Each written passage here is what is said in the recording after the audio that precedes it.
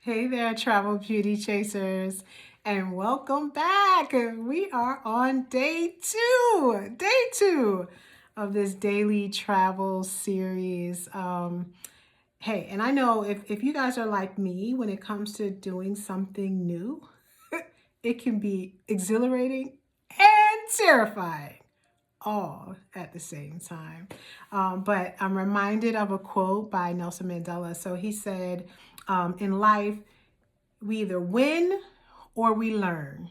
So what that means for me is, it's a no lose proposition. So we're either going to win or we're going to learn something when we try something new. So I'm excited for 2026 to be trying something new. And I hope you step out on faith and try something new this year as well. So I want to thank all of you who joined me on day one, where we were talking about why travel still matters.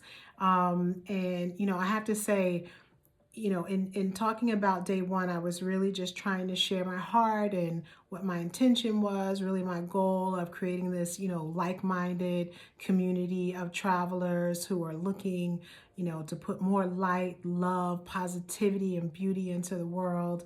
And then for those who haven't yet started their travel journey, or maybe you've paused it for whatever reasons, be it, fear, finances, that you would hear something in these videos or even in the comments that would inspire you to say, you know what, now is the time. And I have to say, for those of you who did comment on yesterday, wow, I was really encouraged and inspired by you. So thank you for commenting. And especially, I want to shout out two that I read that were, I think, really heartwarming. So one was from a gentleman. He said, he's married and has a family of five, and they took a trip many years ago on a Mediterranean cruise. They loved it, and they went and lived abroad. Okay, your girl, she wants to do that. Like, I want to do that at some point in my life, and so I just got to build up the courage. I got to build up the courage to get there. And hey, when I look at how expensive everything is here in the US when it comes to like really being fully retired, maybe the best way to make finances stretch will be to go live abroad. So hopefully I'll have that experience. And then one of the other things he said was because he exposed his children to travel at an early age, his 20-year-old used his own money and is going to spend 10 days in Costa Rica, staying at hostels and really just exploring such a beautiful country. That was really heartwarming, really inspiring. And then one of my friends, I went to her wedding in Ireland, and she got married in a castle. So yes, she definitely does travel, but she talked about solo travel that she does as well, like when she's riding her motorcycle. And I thought to myself, wow, you know what? That has to be amazing. It's just you and the road and everything that you see around you. Maybe you're hearing the wind fly by as you're driving really fast. I don't know if she drives really fast, but as you're driving, to really have that opportunity to be fully present, to be really mindful of where you are moving forward. So I was really inspired by those. So I really appreciate you guys. Thank you so much for commenting. And so today we're going to kind of, I think, springboard from where we were yesterday. So yesterday we were talking about why travel still matters. Today we're going to dig in a little deeper on the transformative power of travel. So I told you this whole, series that I'm doing, this daily series that I'm doing, is about the transformative power of travel. And today we're going to talk about how it, changes us from the inside out, how it literally has the ability to change our soul. So that's going to be our focus today. So I'm glad that you're here to join me in that discussion. So let's talk about, what do I mean when I say like the transformative power of travel? For me, this is less about, the organizational skills that you get because you're organizing flights and itineraries and hotels, and you're looking at all of the different Skyscanner and Google Flights,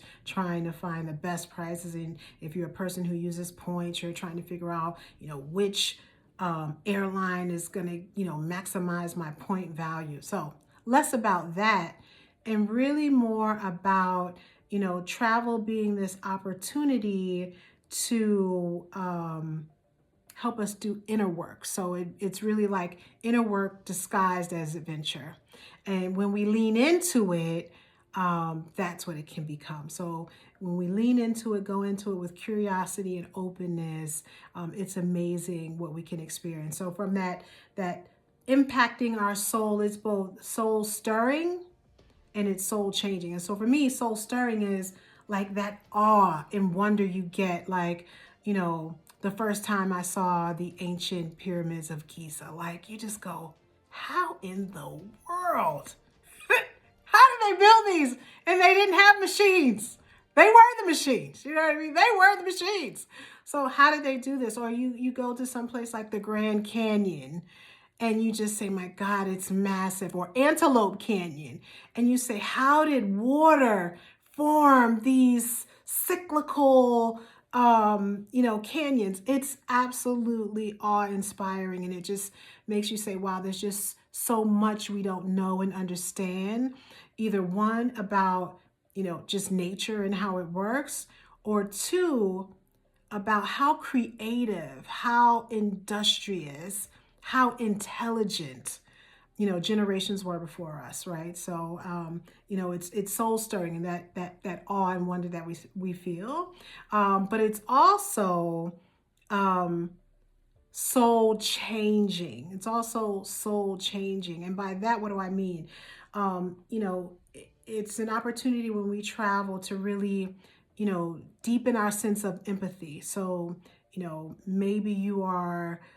So, for example, I was recently in Cape Town, and the people who live in the townships may have very little, and it just tugs at your heart to be a more empathetic individual, right? It also, as I talked about yesterday, it expands our courage. So as I talked yesterday about, being afraid to walk in Cartagena at night, and then feeling that fear, facing that fear, and going out at night by myself anyway, right? So it has that ability to be able to expand our courage. It also can shift our perspective. So I remember when I was going to Turkey, I went on it was like a 14-day trip to Turkey.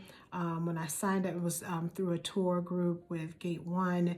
And I remember thinking, oh, I don't know, is it safe? Is this a good idea?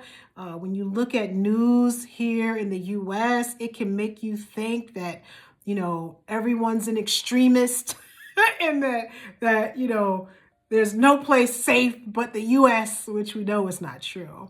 And so this is why travel can shift your perspective. I remember going to Turkey and seeing people who were so devout in what they believed. They were the kindest, warmest, generous people ever. And so you realize, I can't believe everything I see on the news, because there's always an agenda attached to it. So the best way to have, my experience, to have a real perspective, is to go and see it for yourself. So travel has that way of being able to shift our perspective. And then, it also can heal us in ways we didn't even know we needed healing. So I remember when I went to Egypt, and I had been to Africa before, so I'd been on the continent.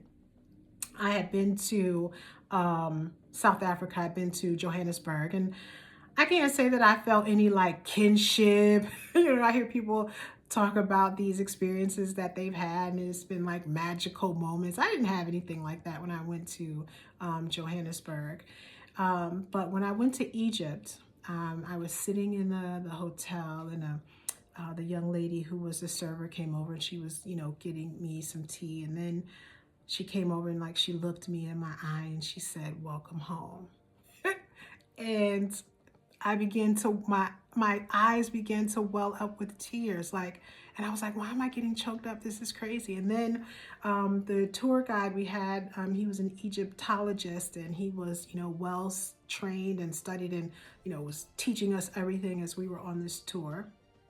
And then, at one point he pulled me to the side. He said, "So where are you from?" And I'm like, knows I'm from the US. Why is he asking me this question? So I'm like, well, I'm from the US. He said, no, where are you from? I said, well, of course I'm from somewhere on the continent, but like most Americans, I have no idea where I'm from. And then he was like you're my sister, like welcome home. Like you look like you're from here. And again, it just touched me in my soul to know that there was a place that I belonged, right? That there was a people who wanted to embrace me and welcome me in as family. Like it healed a place inside of me, like I said, that I didn't even know was a gap or an empty space. We live in this U.S. society, and we don't really think about where do we come from, where's our heritage connected to, and it was something in that moment that said, wow, I could be part of the people that built the pyramids, right? The people, that were these amazing leaders in their day. So it was very touching. So this is, to me, that transformative power of travel. And what's great about this idea of the transformative power of travel is that it's not about how far you go or how much money you spend, how luxurious is your experience. It really is about an openness, a curiosity that we bring to the travel experience. So even if you are doing a staycation, in your own neighborhood, that most of the time in the US, we never even walk our neighborhood. So we don't even know what's in the neighborhood. But we have that openness and that curiosity and go out and, meet people. There's the opportunity to also grow from travel that, is more local. So it's not about distance, it's about openness. So let's talk about the what I see as the 5 core soul transformations that happen as a result of travel. I think the first is that travel teaches us humility and perspective. Humility and perspective. So, it's sort of when we're just in our day-to-day routine, we can have really like tunnel vision. So we think our issues, our problems, they become massive when we're just solely focused on that.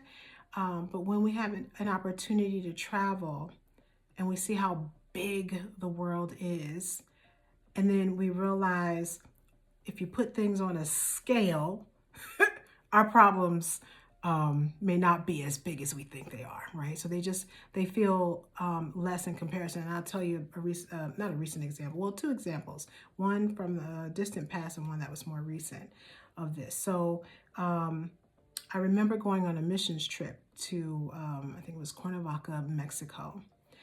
And we were putting 1 cup of rice into little plastic baggies.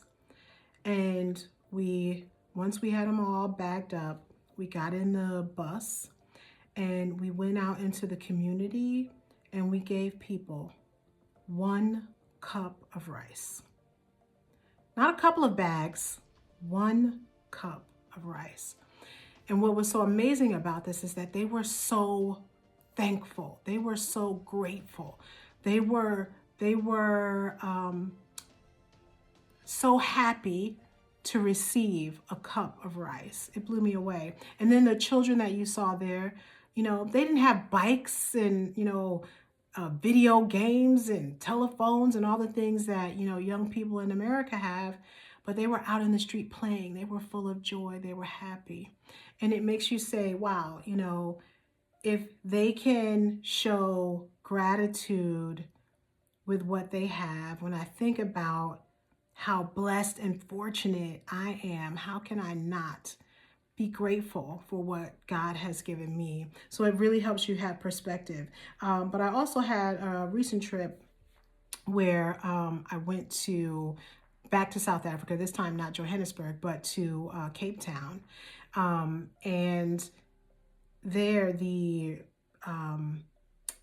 people who live in the townships, not the places where we go as tourists and spend our time, but the people that live in the townships, where there's maybe not running water, maybe where several, folks are using an outdoor toilet that's made for like a whole community. Um, so we went to a church there. So I went to, I was in Cape Town as part of my doctoral advance. And we went to a church there, and the people were the local people from the townships who, have humble means, but their devotion and their worship to God was just so inspiring. And again, it made you say, how can I not be thankful that I have the activities of my limbs? And I'm sure this is why they're grateful. Like, they have the activities of their limbs, and they're like, I at least have a roof over my head. It may not be the biggest or best, but it's a roof. And so it really puts things into perspective, and for me, helped me to stay grounded in those things that truly matter. I think the next big takeaway in terms of how travel changes our soul is that, again, it builds courage and inner strength. So I talked about this a little bit yesterday when I was talking about my time in Cartagena, and at first, being afraid to go out at night, but then facing that fear and saying, you know what, I'm gonna go. And I did. And in fact, the one night, in fact, it was the last night I did a boat tour, and it was a sunset boat tour. And I took an Uber there. Didn't know exactly where it was. I took an Uber there. And then when it was over, it was completely dark by this point. And I said, okay, it was only about a mile or so from the hotel. And I, remembered the route that the driver was driving. And I said, I'm not going to take an Uber, stand here and wait for however long it takes the Uber to come. I'm going to walk to the hotel. Now, I will say, I had a pep in my step. I was walking like, okay, I have somewhere to be. But nonetheless, I did it. I faced it and walked. And again, it's like, to me, courage is a muscle. And the more you build it in one arena, the more you can use it in another. I think that actually set me up for this. I don't know if I would do a daily video series. If you notice, for any of you who've watched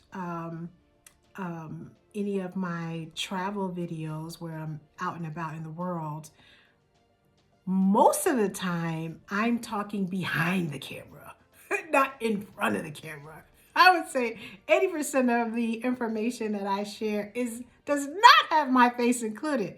So this for sure takes courage, and I feel like, building that muscle through travel experiences has helped me to be a little bit more bold, a little bit more courageous. So that was number 2. So the third way travel helps us, change our soul is that travel rekindles wonder and curiosity and childlike joy.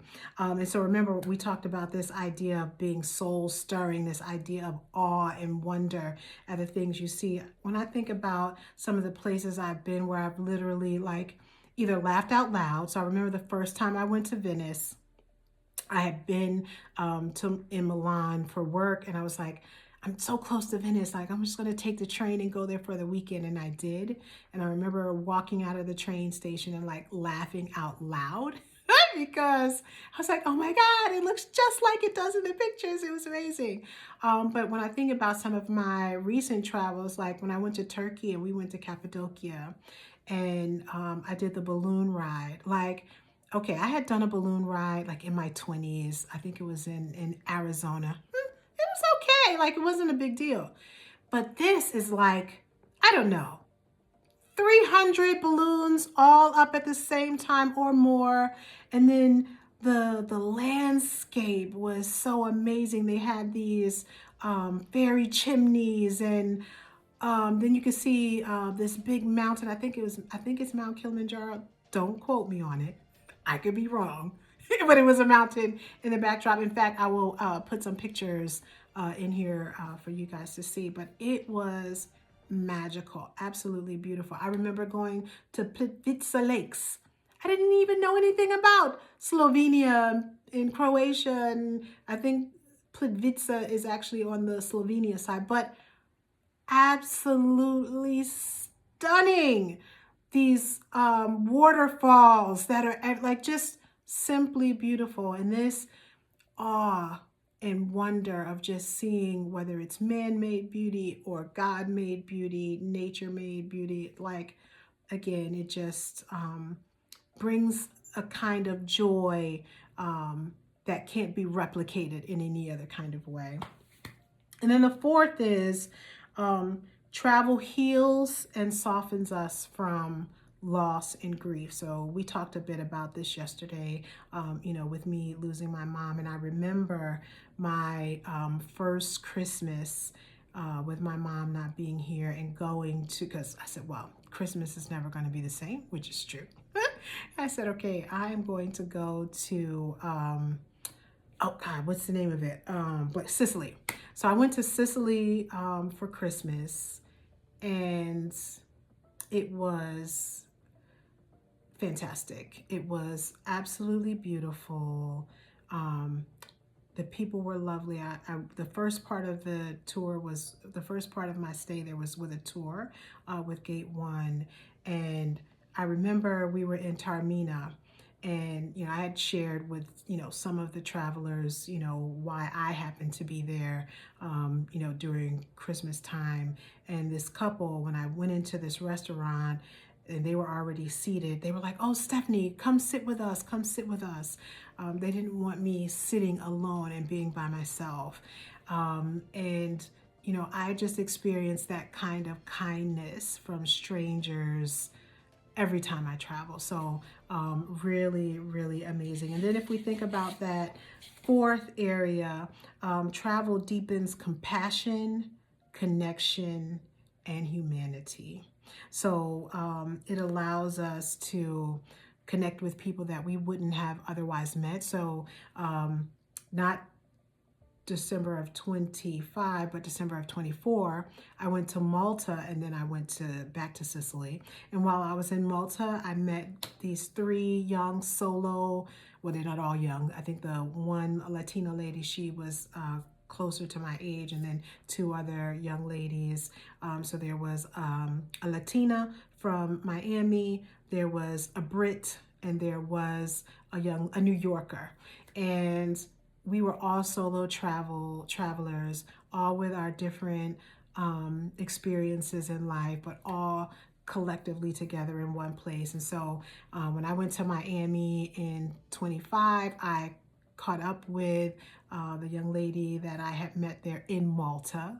And in fact, this past Christmas, we all connected on WhatsApp. So you can make connections with people that can either be, for that moment, or that it can be for a lifetime. So travel really is a powerful tool that I believe God has given us to, make connection with humanity around the world, to see the beauty that He has created, to see the beauty that He has given man, the wisdom and the ability to create. There's so much worth seeing and doing and traveling and exploring.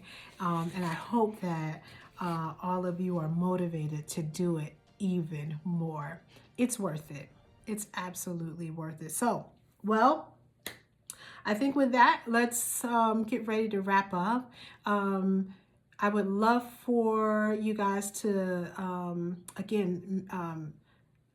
please say something in the comments. In fact, what I would love to hear from you is when I think about some of the statistics, right? They talk about in this generation, it's the loneliest time like in the world. Even though we have social media, people don't feel connected. They feel lonely. And I feel like travel is that opportunity to make these heart-to-heart connections with people. So I would love to hear about a time where you've been traveling and you've been able to connect with strangers, or you've experienced the kindness of strangers. In fact, I had this experience when I was just coming back from Cartagena. I was at the airport. I was in the lounge waiting for the flight. Now, the airport is so small. I didn't know it was going to be that small, and they only have one lounge. But anyway, I was in the lounge, and I had a little jacket. The jacket, I didn't pay more than $20 for it, but it was my jacket. And when I left the lounge, I thought it was time for me to go get my flight. I thought I was going to have to like walk a long distance. I didn't realize literally the gate is right outside the door.